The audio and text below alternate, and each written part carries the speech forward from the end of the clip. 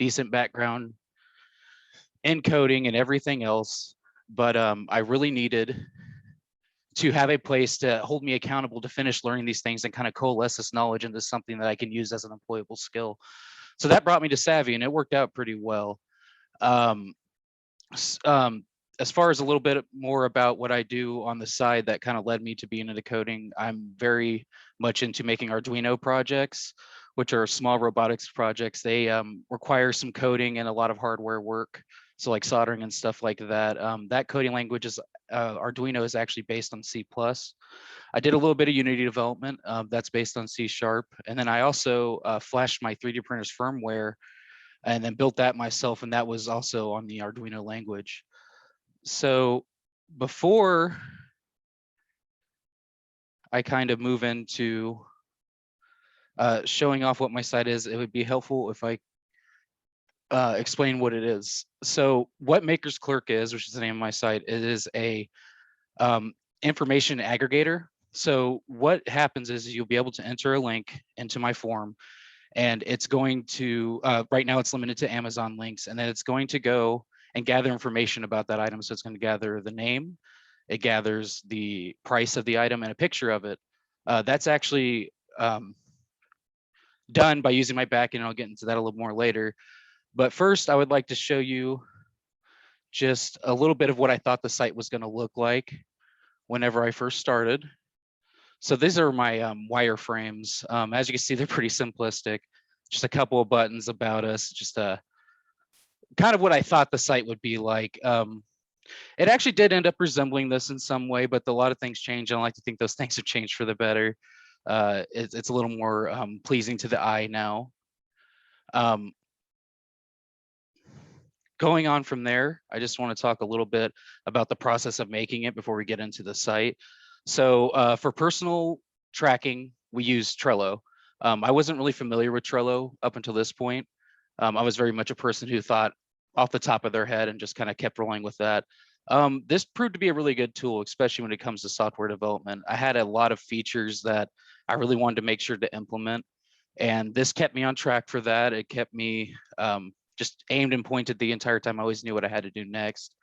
As you can see, I was even looking into new features.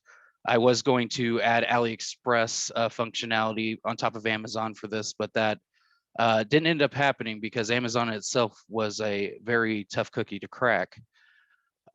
Moving on to kind of like our group development and the agile we practice. So as was already said, we kind of got agile thrust upon us in the middle of working, and it was really an on-the-fly method. What our team, we were split up into two, decided to do was to split up our tasks. Like we had our curriculum and we knew we had to get done. So we split that up, and then under each one of these, and you can't see it now because these are all complete, but they had checklists under them with the names. And then, oh yeah, you can see it on this one. As you can see, we would check them off as we were done. So this made when we would do our stand-ups go really smooth because we know where everyone was falling behind in general. And then also during the stand-up, it gave us the opportunity to talk about the issues we were having.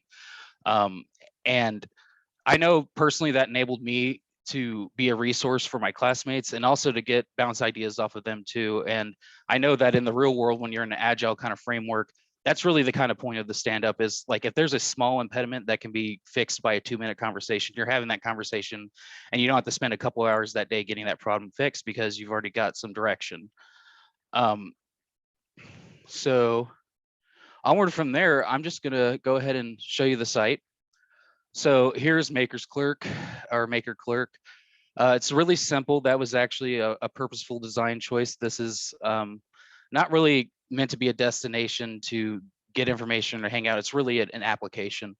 So I wanted to keep it nice and simple. I did end up using a random quote API to pull up relevant quotes to like technology and invention. I just thought it was a nice add-on, something to look at when you hit the landing page. Aside from that, you know, I have this button. What that does is it makes an alert, and it actually gives some instructions on how to operate the site to make sure that they know if they hit the browser refresh in the site's current state and they don't download their list is going to be destroyed, things like that. Moving on, finally, I just have a PayPal button too.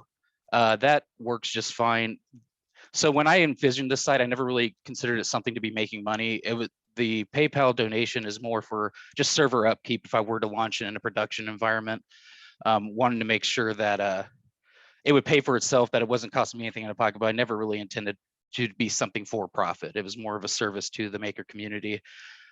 Leading into that, I guess it'd be good to understand what makers are. I mentioned Arduino projects and small robotics projects earlier. That's kind of the maker community. These are people who make projects. And oftentimes when they make these projects, they're going to make the documentation on how to recreate the project public online. And that inevitably includes a part list. So the things you're ordering from Amazon, the motors, the wires, everything else. And that's what kind of got me to inspire this idea, because when they're putting up these lists, they're having to go to Excel and then go to Amazon and gather all this information themselves and then just include that as part of their list. And I simply hope to automate this process a little bit. And I believe I was able to succeed with that. So moving on, I could just show you a little bit of how it works. So I'll just take an Amazon link right here. I'll throw it in there and hit submit. And what it's actually doing is make an API call to my backend where all this data processing is happening. So as you can see, I have a list card here. It's got a name, it's got a picture, it's got the price. If I click on that name, it actually serves as a link back to the original Amazon. So if you include this list with your product or your project write-up, people would just click on the list and buy those things. I'm gonna go ahead and add just another item to show that more of a list, because obviously there's not going to be very many projects, just have one. So we'll just go ahead and do a 2-item list. I do have a list preview. This will kind of give you an idea of what it's going to look like when it's downloaded. But moving on, let's go ahead and just see what a downloaded list looks like. So I got that and I have it saved under my downloads. And there's my downloaded list. I chose to keep it a .html file. That was because I wanted these links to work after the list was made. So it just makes this kind of a self-contained portable unit whenever you get that download. All right, so we got that out of the way. I did want to show just for a little bit that my site is completely mobile friendly. I use Flexbox and CSS to make sure this happened. As you go and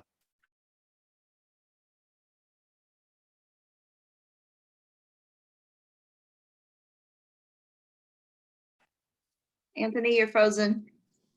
Oh, There you are. oh, okay. Sorry about that.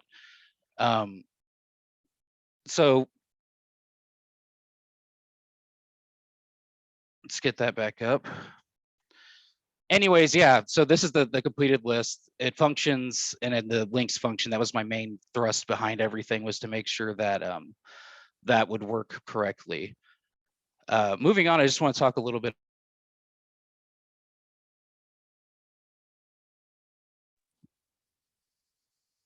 He's frozen again.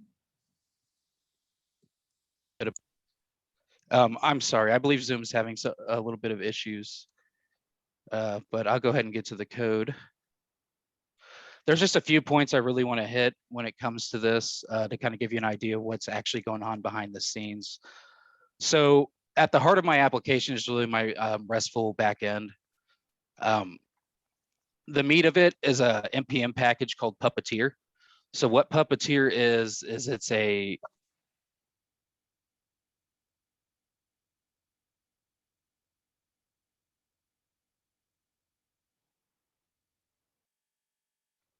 screenshotting a picture of the item. It's gathering that information for the price and the name, and then I'm sending it back as a a return object, and then doing some DOM manipulation on the other side to get that to show up the way I do.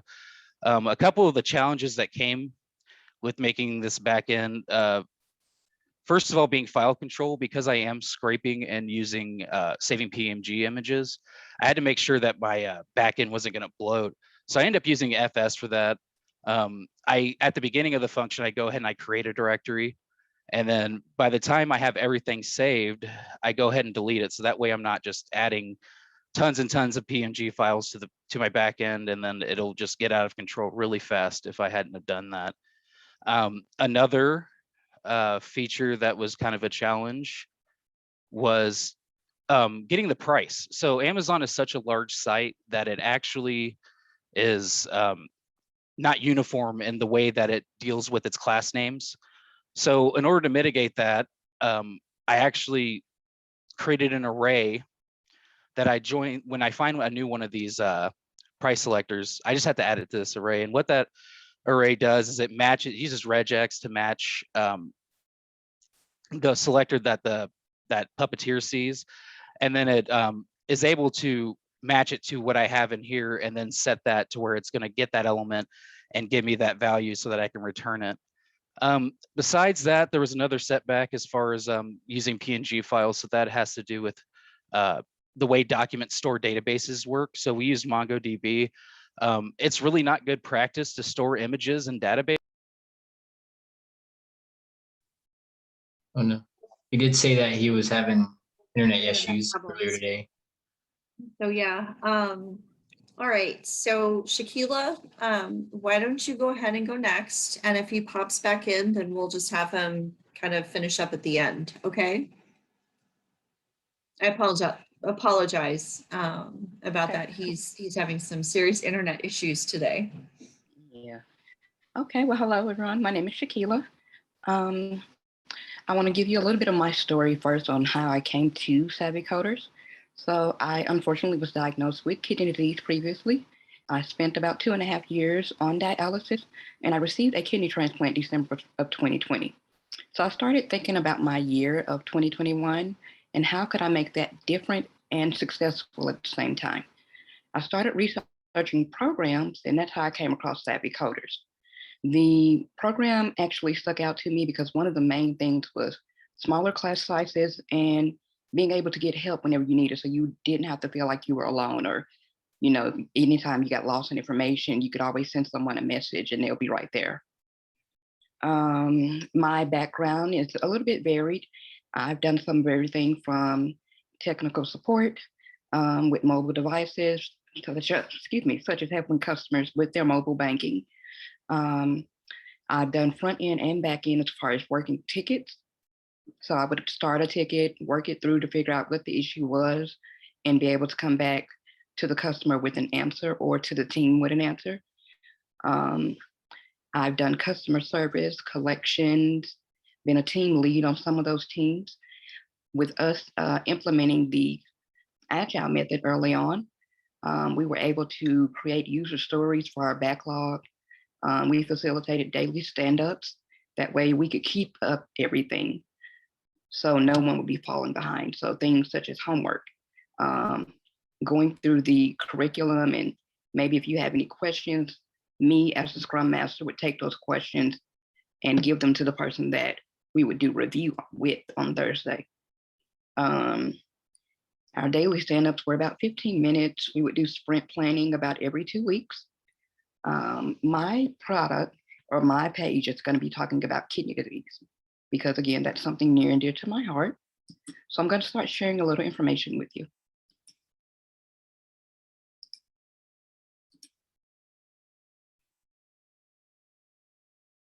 All right, so the first thing we have here is my wireframe. It started out being called Kidney Friend, but I did end up changing that name to Kidney Connect. I go by Keela with most of my friends and family, so I like to play on the K. Here would be my homepage. I've kind of changed from what this says. In future state, I would like to create a portal where I can have patients enter information and volunteers on a different page enter information. My page is intended to bring people together.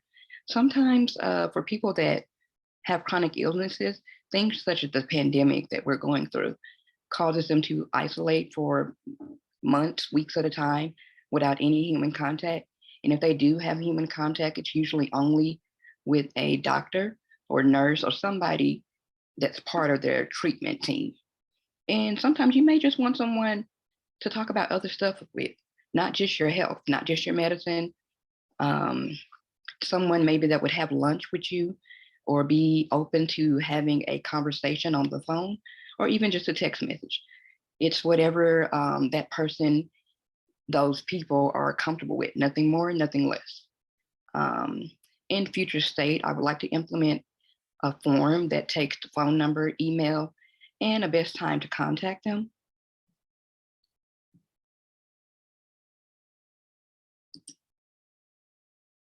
I'm going to share my page with you in just a moment.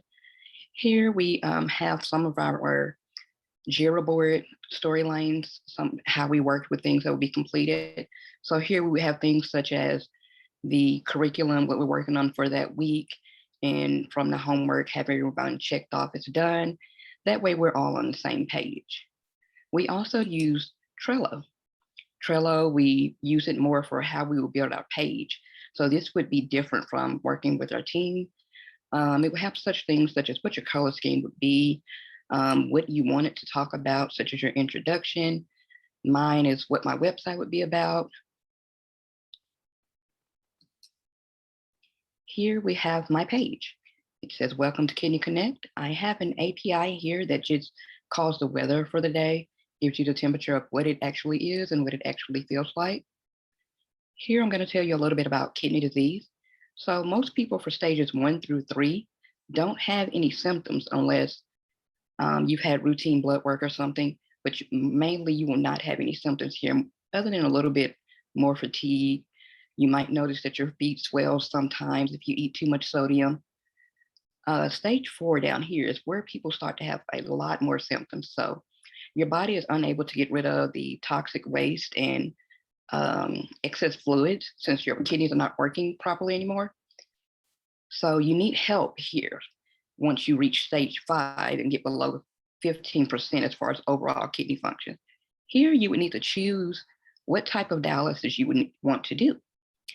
2 of the main types of dialysis are hemodialysis, which is done using your blood. So the machine works as your artificial kidney. It pulls your blood out of your system, circles it through the machine to dialyze it, and puts it back in your bloodstream through your fistula. A fistula is an artery that connects your vein in your arm and the artery together so that it can handle the heavy blood flow of it coming back in and going out. That way you're not constantly blowing veins. I chose not to do this because it included needles every day. It included pulling your blood out of your body. I chose to go with peritoneal dialysis. Now, peritoneal dialysis is done at home. I've done this every night myself for 2.5 years. It uses a membrane that's actually on the inside of your body already, called the peritoneal membrane. You use a solution that's basically sugar water that most people go from 6 to 8 hours. Some people go 10 hours overnight. And you have a couple of exchanges. So the fluid runs into you. You hold it in your body for about 45 minutes, and then it drains off. So as it drains, it's constantly pulling the excess fluid and toxins that your body can no longer pull out for you. Some of the things I noticed with myself was that my skin changed a lot. I would be darker sometimes, especially when I wasn't feeling well. Nausea. I developed a taste in my mouth that seemed like metal. So that's about that type of dialysis. Here I get into a little bit more about myself and what brought me to kidney disease. And so I was diagnosed at the age of 21 with stage 3 chronic kidney failure. I was able to hold off any type of dialysis or anything with diet and exercise changes for about 15 years before I needed dialysis.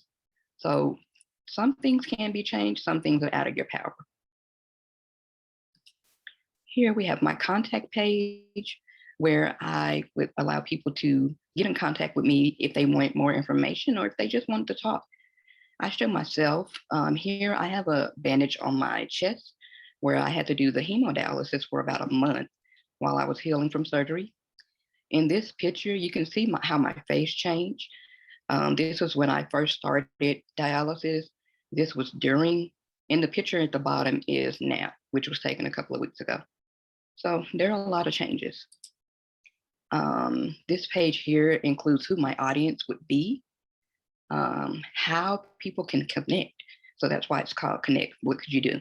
You can connect with them like I said, by phone call, text, email, whatever you're comfortable with, and we would figure that out together. Who would be my base on how I would get this information out? I would first start with medical professionals, such as my nephrologist. He was with me every step of the way. Towards the time before I needed dialysis, we would meet once a week. He would do my blood work once a week, and we talked about it and very closely. So I feel like I had a very great team that looked out for me. This last paragraph talks about why I feel people would need someone. Again, talking about the pandemic, things such as simple as going to the grocery store were not an option for people who have weakened immune systems or take immunosuppressant drugs. The littlest thing, because your immune system is suppressed, could be deadly for you. I myself kept pneumonia for about 4 months and ended up going into respiratory failure. And I was in a coma for 2 weeks. So I literally have been through every stage, and I feel like I want to give back to the community that I was a part of. And that is why I came up with Kidney Connect. Here, I'm going to show you a bit of my code on how it started. And I'd like to talk about a couple of challenges that I ran into. So first, my learning style was a little bit different from the way that it was being taught. So I had to figure out a way for me to receive the information and not hold everyone else back. So Savvy Coders does a great job of recording all of our curriculum sessions. And I was able to go back usually the next day and go over information that I felt that I missed and get that information so I would be on track with everyone else. My coding is done with a lot of JavaScript. So here I have a folder with some of my images that I'm going to use at a later date. How I felt, this picture here shows how, well, doesn't want to look, there we go.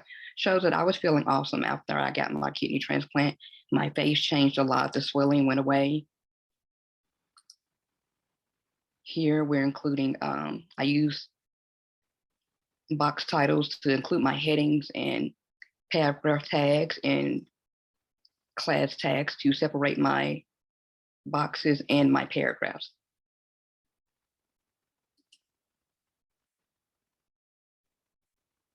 Here we're using HTML literals to set the paragraph the way I wanted it to be set and tell it where to stop it.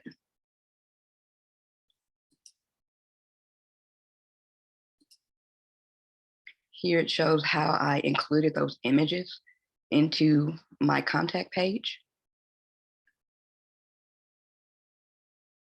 On my styling, my style CSS page, here you can see some of the colors I use, some of the sizing, how I had my images sized, what I wanted my font to be, which is this blue.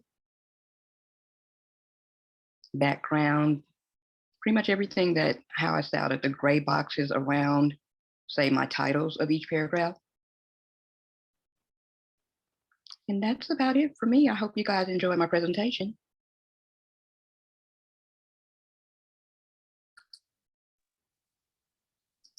Awesome, thank you. You're welcome. All right, next up, we have Michael.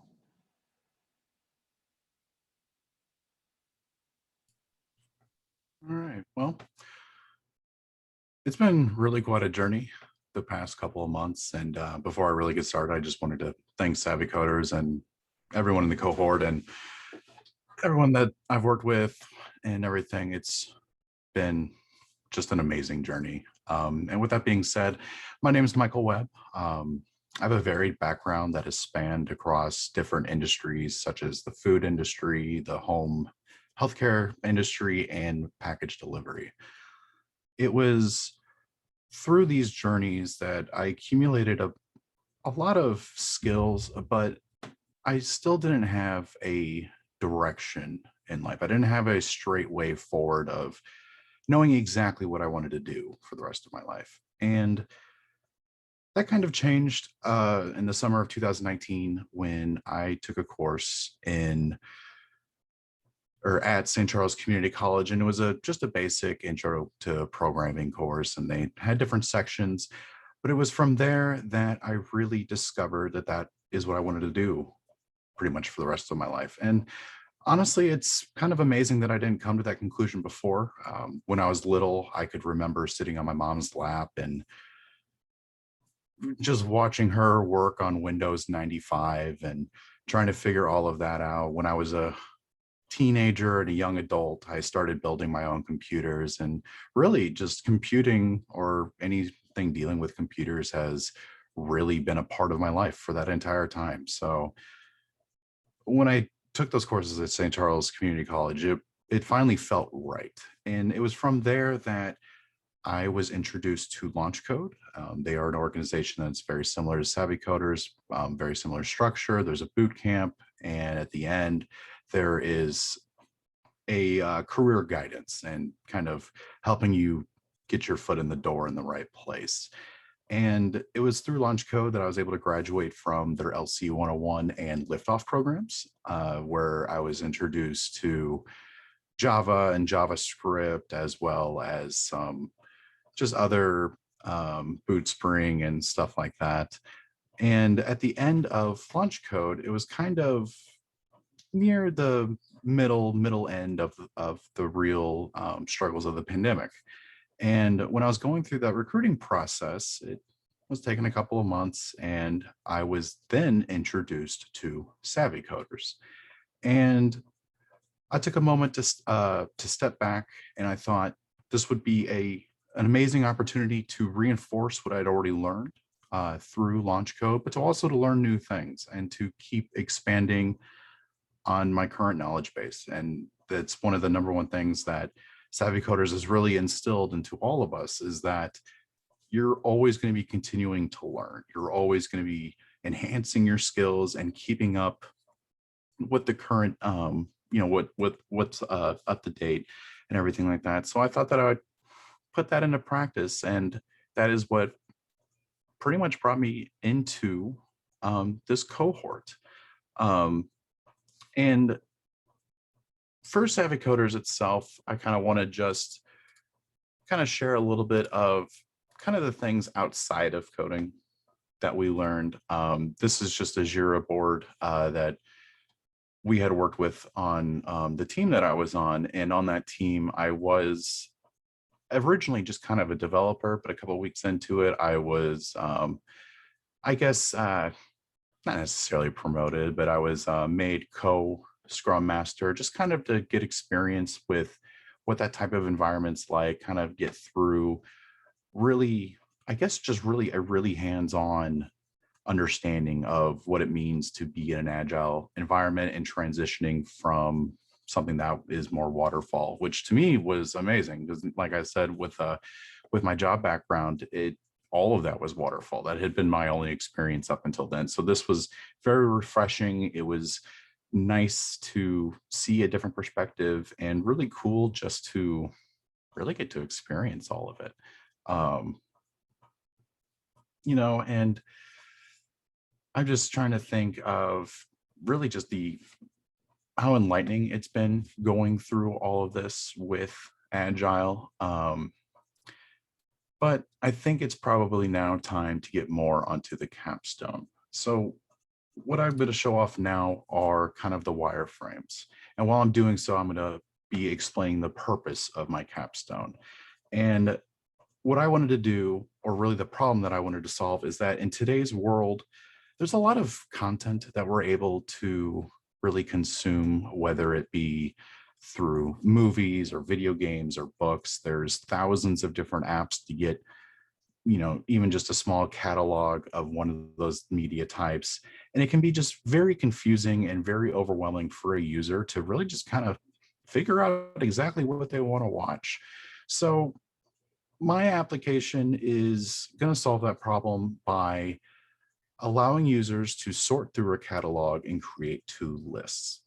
One list is going to be a past viewed list, and another one is going to be a future viewing list. And it's just as simple as it sounds. The past viewing list is users see something that they've already watched, or they've already played, or a book that they've already read, they put that in their past list. If there's something they want to watch in the future, they put that in that list. And it's essentially congregating all of the media and all of the content that we have today into one simple place. That way you don't have to like search on Netflix to see if you've already watched a movie that might have just popped up on Hulu or some other streaming service or something like that. So it was really just kind of just to make all of that simpler. And you can kind of see the very beginning origins of that through this wireframe. This was going to be my home page. This is the first thing that the user would have seen, just an introduction to pretty much the application itself. There was going to be a sign-in feature. Unfortunately, just through the nature of making sure that everything worked together, this was pushed back into a future slate for development.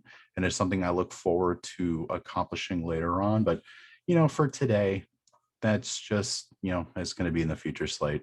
And then there's just going to be an example of some of what the media looked like. This is kind of an example here of something that I did implement in my project, but that I changed, and that's the user list. This is still going to be a page, as you'll see when I show off the application, but I've kind of combined this user list page with the user page itself. I felt that it needed to be more streamlined. It just made things easier, let the, you know, less clicks for the users to get to what they want throughout the application. So I've really just combined those two. And in the process, I got rid of the brief description of how lists work, because I really don't think that the typical user needs to be described that. They don't need to be told how a list works. They can kind of just see it and, you know, figure that out. So I combined the two to kind of make it more streamlined. This was another feature that I did decide to actually expand upon instead of kind of, you know, having less pages. And that was the media page. I do still have a list all media page, as you'll kind of see here on the next wireframe.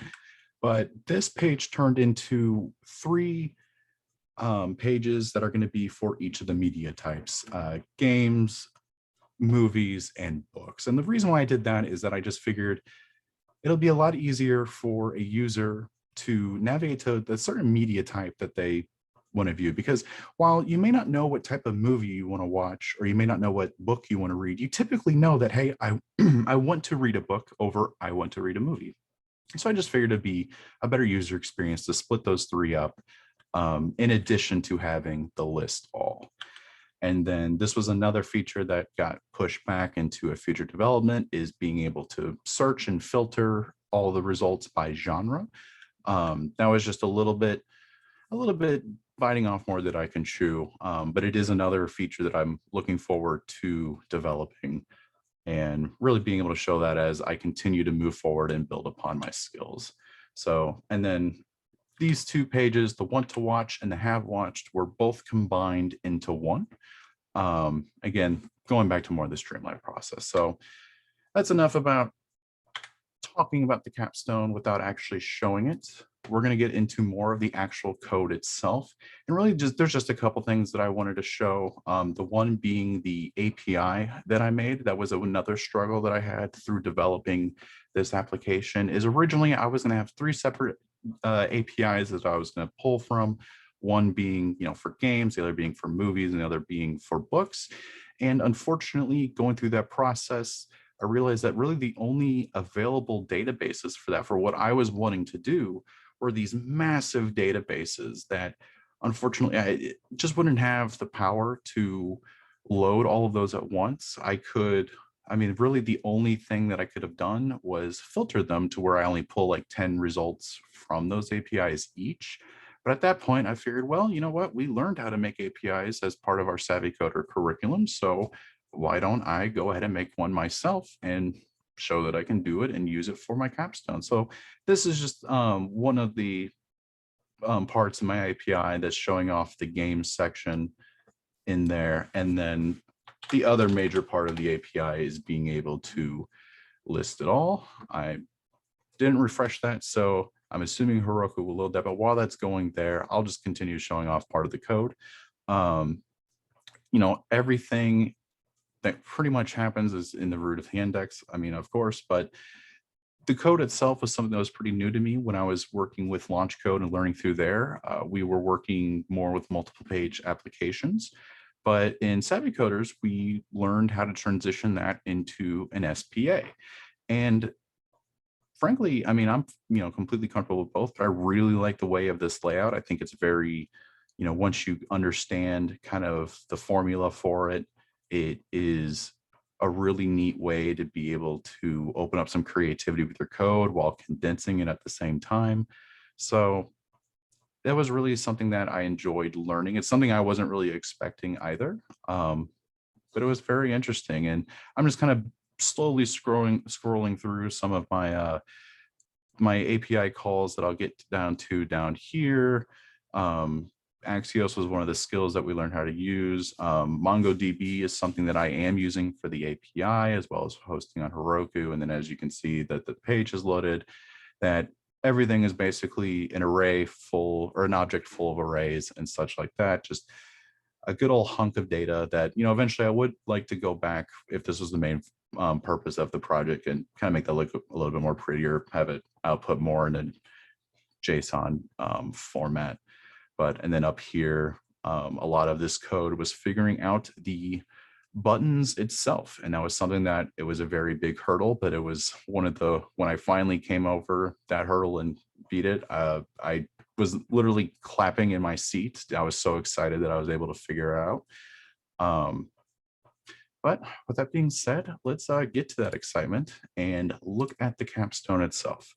Now, I will say that I'm not exactly the most visually talented person in the world, but I wanted to kind of experiment a little bit with the colors, just to get, just how I felt for it. I mean, this is a project that we were developing, but it is also something to show off our skills. So I was kind of trying to take a note out of both of that.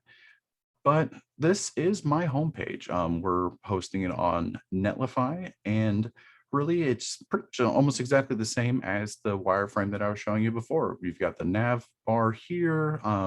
There's just a brief introduction, pretty much what I've already been describing for the past 10 minutes. This was going to be the login feature here, where you can click here and you can go to a login page, which does exist, just doesn't work. I wanted to get as far as I could before I did have to put it onto the future slate of development. But I think that it was still just a good reminder of, while I was completing the task that I was doing, that there are still so much more that can build and improve upon. And by looking at that, it was almost kind of like a motivating factor to eventually get onto that. So with that being said, let's go on to the movies. This is just, from the basic call from my API, just listing all that data. Is just a raw data dump that I've through HTML and, and other functions, mapping out each of those data points into this view. Basically being able to just show off all that data for the user. You'll notice that there is a future list and a past list button there. And it's pretty much going to be the same thing, the same structure for both the games and the books. We've got a nice, color of yellow here. I decided that it would be easier for the user to view if the games, the books, and the movies all had different colors, but they corresponded within each other. So you don't want to look at a list that's just completely the same color. You almost get lost in it. So that's why we've got kind of the darker colors. You'll kind of see it more, especially here when we go to books. Just, kind of helps with the monotony of just constantly scrolling through data. And that was pretty much the idea with that. And then finally, we've got just the media tab, which is pretty much all three of these combined.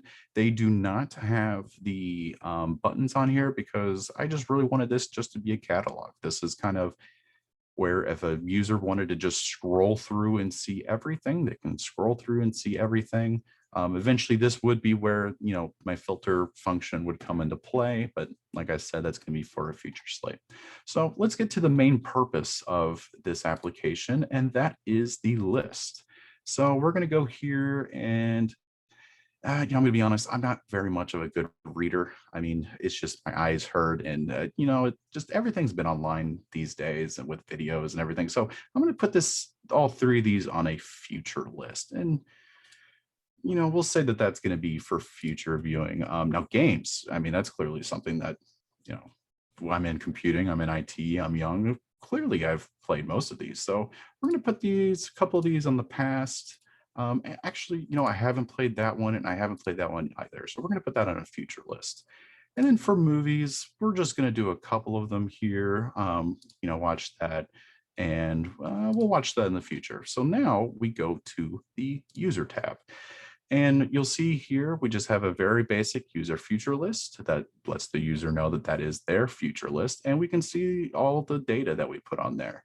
Some of the data has just been condensed just to make it a little bit easier. If the user has already put the data on that list, it's typical that they've already going to have most of the information that they know, with the key information being, the movie name, picture of it, and the genres that they represent. But, as we scroll here, we can see all three of those books because I'm just, it's something I should probably branch out into, maybe read some books online or get some audiobooks or something like that. But that'll have to be for the future. And then we've got our user pass list for everything that we've already played, already watched, and all that good stuff. And, like I said, when I was going over the code, this was the feature that I wanted to implement the most. It was the core meaning of my capstone, and I was able to do it. Now, of course, there's definitely things I still want to work on. Specifically the biggest thing being to filter all of these by genre and everything like that. But as it stands now, this is my MVP for this capstone. And, I've got to say it was really quite the journey. I started off this presentation really kind of talking about the journey, and currently this is kind of coming to an end with the capstone process with Savvy Coders, but of course it's just starting a new one. So I guess really there's nothing else to be said. So that's my project. And again, my name is Michael Webb, and thanks for listening.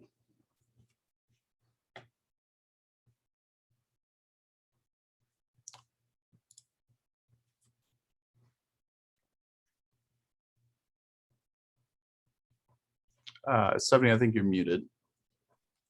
Great job. I was listening to your presentation, but one of the things that I struggle with is like what series have I already watched, what series are coming up that I want to watch. So you could actually skin that application and potentially market it even for someone to use it for, like Netflix and Hulu and any other streaming services with stuff that they watch. So I thought that was really cool. All right. We're going to have Anthony finish his presentation. So to touch on the points that he didn't get to when he lost his internet. Yeah, sorry about that. Some technical difficulties. I'll go ahead and just try to make it quick and wrap up what I was talking about. So I believe where I was cut off was talking about the challenges of storing images in a database. And basically what I was saying is that I have to convert the images to base 64, the base 64 string, to make them database friendly, which I do. And that was one of the bigger hurdles in my coding journey with this. Really after that, it was kind of an issue getting the downloads to work, but that wasn't too bad. Getting my API to return a blob to the front end so that I could make that file available to download. It was an interesting journey, but ultimately I was able to get it done. I did want to talk about a couple more things on the front end that have to do with design decisions that I had made. The first being the actual cards that I generate. So if you noticed when I did do the download earlier on in the presentation, it had a nice, it looked like my website. It had the green, it had the logo on the top and everything like that. In order to do that and to make that downloadable file like actually look like it's styled, I had to use inline styling. It seems kind of counterintuitive. It's not a good idea to do this to target individual elements like this. I know it's not good practice, but for this particular use case, it's really the only thing that makes sense. I don't really want to make my users download like a separate styles.css or download a whole directory. So using these inline styles allows me to export the file really simply, and it just works. It looks like it's from Maker's Clerk, and the links all work because I keep it a .html file. And just makes that list portable, something you include on your website or anything else like that. Aside from that, really, uh, there was one more thing I wanted to speak about, and that had to do with my styling itself and kind of looking at the future of Maker's Clerk. Like I said, when I originally started it, I did not envision it as something to be a profit generator for me, more like a service to the community that had given me a lot as far as making goes. Because when these people put out their instructions and stuff like that, they typically don't charge for them. This isn't something you pay for. This is more like, hey, I built this cool thing and I want to see other people build it. So this, if I did decide to make the decision in the future, that this could be something that you could get monetary gain off of, and that was a worthwhile endeavor. I did set up my site in such a way that it would be really easy to implement those things. So the bulk of my site uses a CSS grid. There's some Flexbox in there too, but mainly it relies on grid. I chose to use grid template areas. So these top sections are used really in the body of the document. Body 2 and body 5 are the only ones really used, and all the footers are used. I have that way on purpose so that if I decide like, okay, well, maybe it's a good idea to add ads to this, I could just throw them in this body 1, body 4, body 3, body 6, which will allow me to position those ads in such a way that they're not messing with the main center focus of the site, but it's not going to be a huge headache for me either. Moving on to that, if that's a route I decided to take. That being said, really, I felt like I'd gone through everything before. So if there are any questions, please let me know.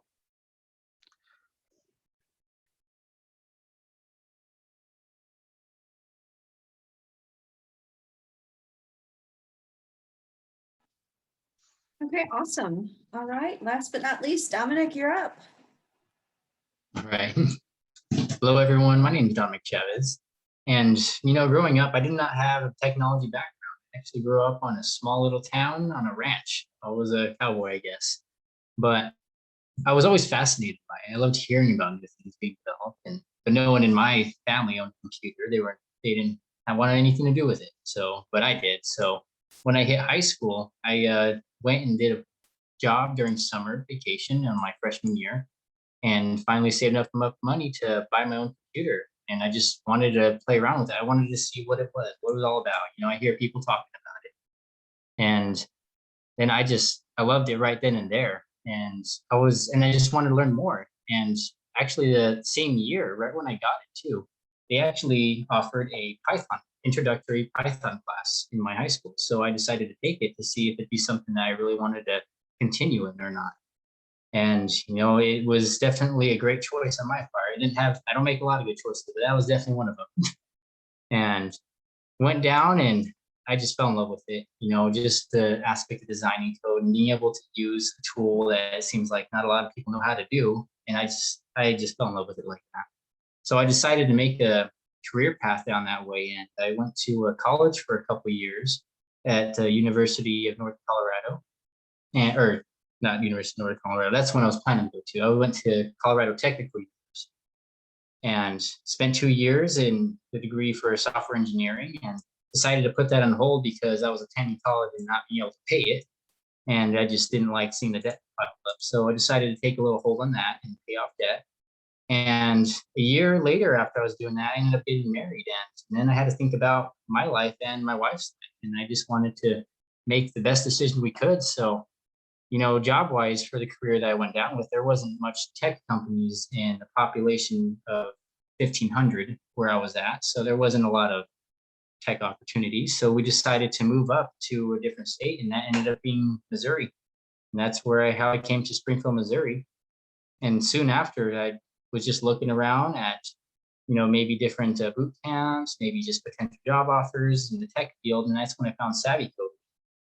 And when I was looking at it, I just saw, and I'm like, wow, this is I'm providing everything that I've hoped for. They're providing the knowledge you need. They're providing the collaboration with other cohort members there, and just being able to work together towards something and build something up. So I decided to take it. And that was also another great decision I made. And so, including my desire to just find new things and research new things, and I just like all things new tech-wise. So I decided to make my capstone about a NASA capstone. So it's a NASA API website that takes the API of NASA and displays their newest research projects right now. So it's things you don't really hear about on the news, and you can find out all sorts of information about it. But it was such a big challenge for it was definitely getting it to work because it's such a huge database. But before I get right into that, I want to kind of talk about my design philosophy and how I implemented Agile and how we use the Jira board. So this is a Jira that we use. And when we were first starting out, I believe it was in week 2, it was definitely a new thing. The instructors came up and they're like, hey, we want to try implementing the Agile and Scrum methodology in our cohort. Are you guys available to do that? Does that sound like something you'd want to do? And I'm like, yeah, let's do it. So we did split up into 2 teams, and each team had a project owner and a Scrum master, and then the rest were development. But in a way, we were all developing our own projects, so we were all working together and learning how it goes together. And I volunteered to be the product owner for that team. So it was my job to kind of implement in the best way possible the Agile and Scrum methodology that we use in a real world situation in our future jobs, whatnot, and put it towards our cohort. And of course, it's a little different doing it when you're working as a team member in a business than it is as a student in a cohort. But the way that we decided to implement that was creating, since it was my job to come up with the user stories and cards, since we had a curriculum already set up away, we decided to use each 2 weeks of curriculum work as a sprint. So it'd be a sprint for every 2 weeks, and each of them in order had a user story that started from here and then ended through that sprint. And so it was definitely a learning experience and working in the Agile environment. And I think it's a lot better than the waterfall methodology for sure, since I do have some experience in that field as fast food and retail. Not that fun, and I'm sure a lot of people can relate. But so that's what we did with that. And the Scrum meetings were definitely, our 15-minute stand-ups definitely helped in getting us situated and helping figure us out. And at the end of every sprint, we did a sprint retrospective and a sprint planning. And the retrospective was more talking about how our last sprint went. What's something we could have improved on, things that we can might have gone better, any impediments. And then the planning is when we just decided, well, since we kind of took our experience from our last sprint and our retrospective, and we kind of helped to plan out what we're going to do for our next sprint. If there's anything that absolutely, we got a little behind on and needs to be done, then it would be moved up to the front of our next sprint so we could get it done.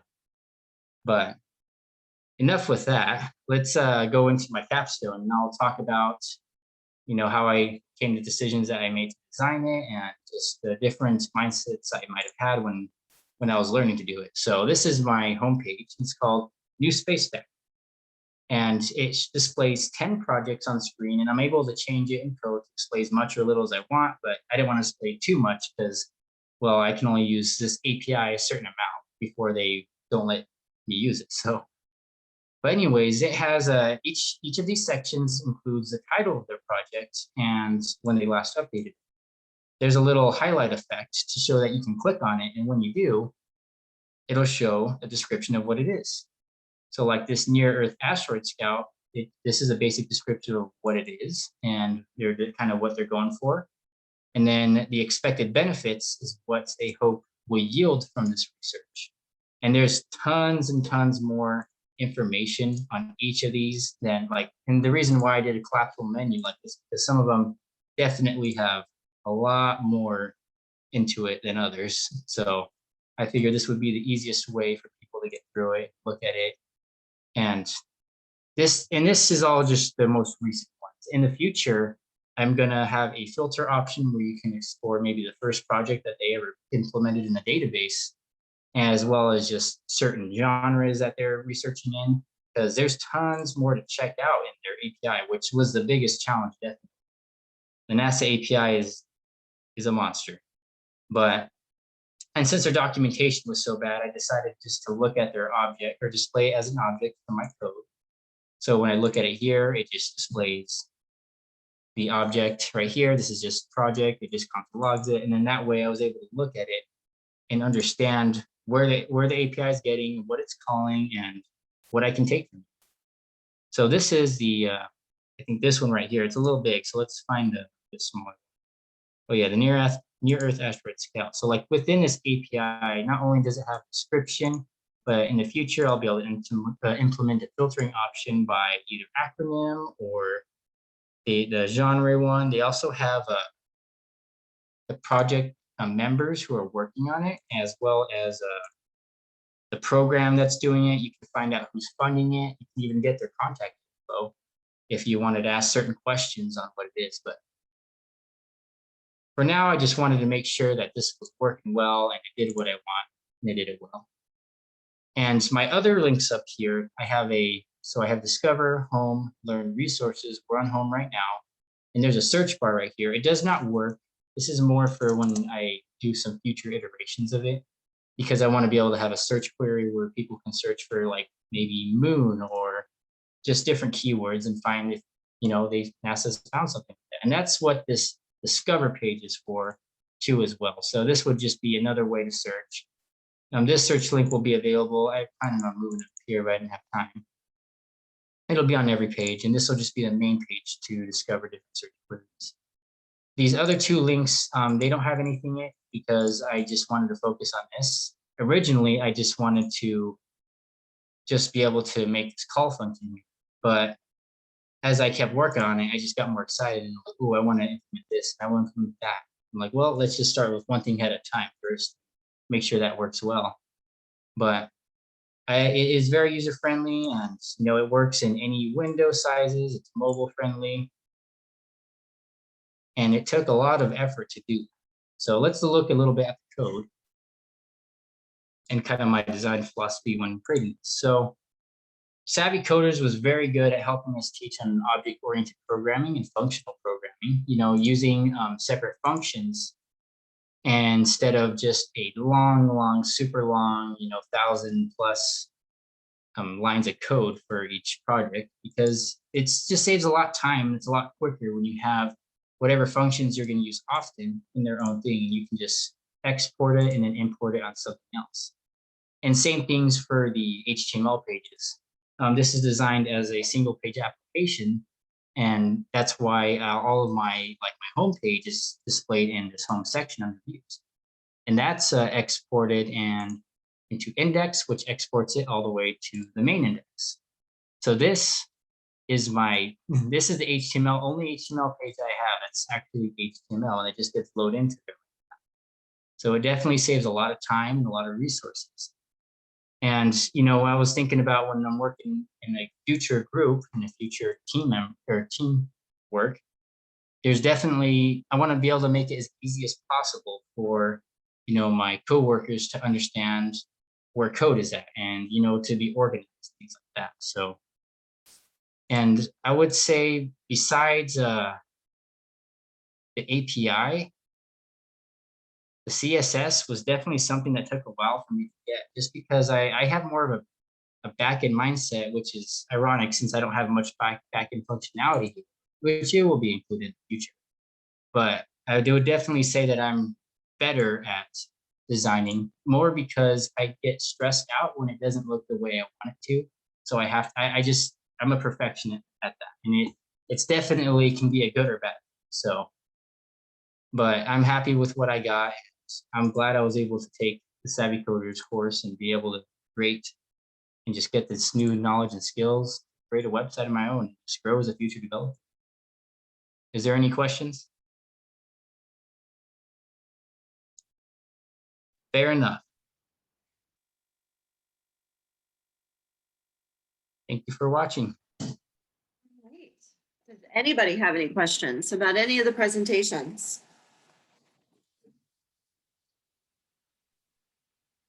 Thanks for making it to the end, Jay. You guys all did an amazing job. I'm sitting here beaming. I'm so proud of you guys. So Anthony, we will have you re-record so there's no gaps, there's no interruptions. And we'll send out the recordings of you guys to all of the employers. So Great job, guys. I am, again, very proud of you. You did an amazing job. So congratulations. And Thank you so much. you guys are done. All right. Have a good evening. The hard part's done. Yeah. Thank you. And I guess everyone enjoy their holiday weekend. You too. Thank you. Bye.